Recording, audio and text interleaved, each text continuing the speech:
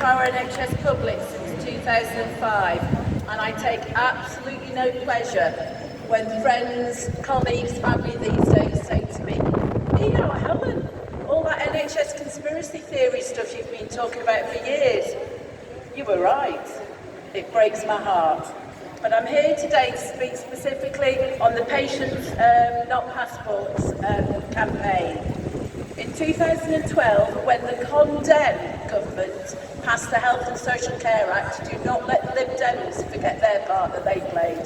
The act that was the bedrock of what's happening in the NHS now.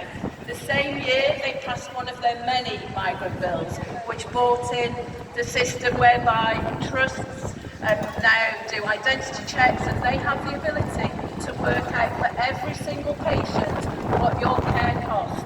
And if you're a migrant without status, they have to legally charge you, and if you can't pay, they send the debt collectors after you.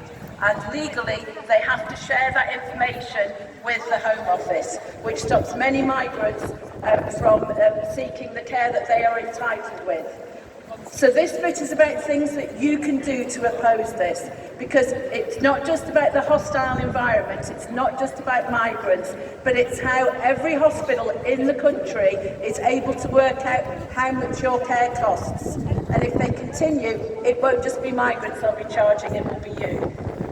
So what you can do through your unions, through your local political parties, is look to pass the following or a similar Patients Not Passport motion. Doctors in Unite nationally have already passed this, and we're trying to get it and work with Community Unite to take it further. The motion talks about deploring the way that migrant charges, identity checks, those questions they ask you when you go into hospital, and information sharing have been used as part of the hostile environment to prevent and discourage people from accessing healthcare. The motion calls on unions, for us, Unite specifically, to oppose migrant charging, identity checks and information sharing. It calls on the union to support campaigns such as Patients Not Passports and regional and local migrant solidarity groups by getting information campaigns out there.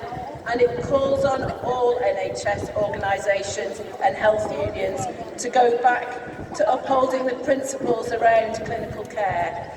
The first, do no harm, the duties of a doctor, the duty of care, and the Caldecott principles on personal confidential data. The NHS has always had an overriding care to provide safe and effective care to patients. That should include all patients in need of care. Stand up for migrant rights, stand up for your rights, and believe in a publicly funded, publicly provided and free NHS for all. Have a good day.